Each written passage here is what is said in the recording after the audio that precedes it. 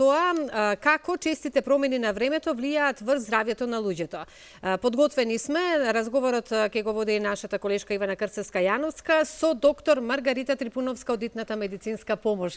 Добро утро, Ивана, и навистина со нетрпение чекам да слушнам што ќе зборувате, со оглед на тоа дека и јас сум дел од оваа група на луѓе. Па да, некако Слободанка, добро утро пред се до тебе и до сите гледачи. Сите некако почнавме да ги чувствуваме овие нагли промени на времето.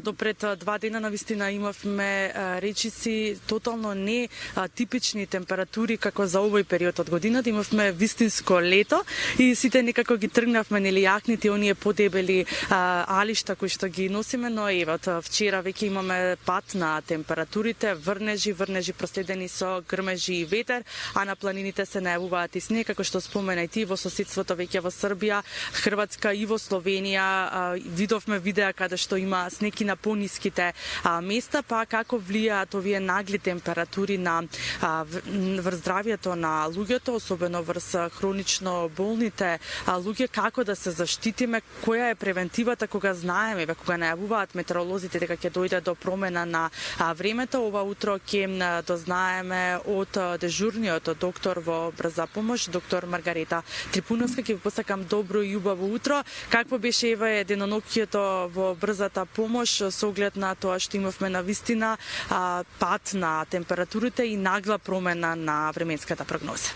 Да, значи како што кажавте, изминатиот период имавме доста високи температури, имаме сега нагол пат на температурата, ноќта беше мирна, но пред да настане оваа промена, значи неколку дена пред паѓање на температурата имаше зголемен број на интервенции, значи веќе ги чувствуваа промените граѓаните. Вечерва беше мирно, но денеска и утре очекуваме повторно да имаме зголемен број на интервенции. Зашто? Затоа што овие температури од 30 степени или од едно лето доаѓаме на ниски температури, каде што тоа влијае на крвниот притисок пред се. Тие варијации на крвен притисок се како тригер за голем број на заболувања. Прво, хроничните пациенти ги чувствуваат овие промени, што апелираме да се зима редовно терапијата кај хроничните пациенти, кај здравата популација која што исто така ги чувствува овие промени, значи имаат најчесто потешкоти од типот на главоболки, вртоглавици, гадење, повраќање, значи една снеможеност, немаат сили значи да функционираат.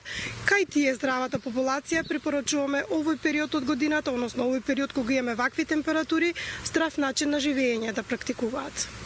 Така, кои се еве најчестите проблеми со кои што ви се јавуваат? Еве велите синоќа ноќта била помирна, меѓутоа во претходните 2 дена што најмногу чувствуваат и на што најмногу се жалат еве пациентите и луѓето?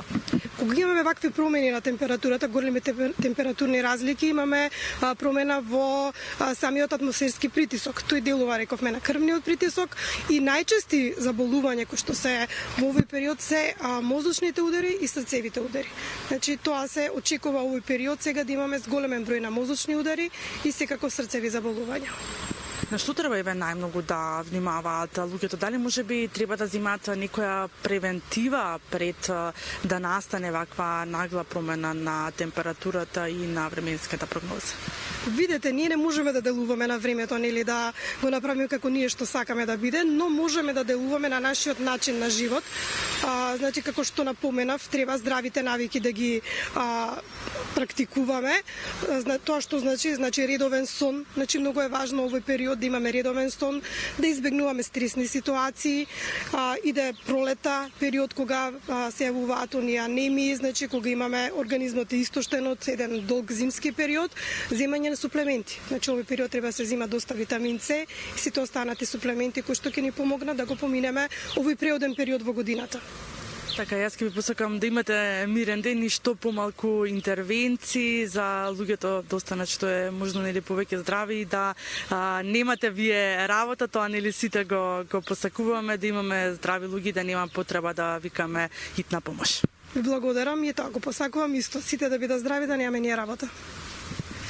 Да, Слободанка, веќе ве поздравиме од тука, од пред брза или итна помош во Скопје. Ги слушнавте препораките од доктор Трипуновска, така што сонот е најважен, нели, имајте добар, мирен сон, земајте суплементи или за хронично болните сите оние кои што примаат редовна терапија, немојте да ја испуштате, затоа што навистина овие промени ги чувствуваат веќе и младите луѓе, а не па и повозрастните, нели, кои што со текот на годините, нели, имаат се повеќе проблеми со крвниот притисок, односно зголемен крвен притисок, така што оно што можеме да ви го порачаме да имаме што е можно повеќе здрави навики, мирен сон, јадете здрава храна, пешачете колку што е можно повеќе и уживајте, нели, со помалку нервози и со помалку стресови во животот.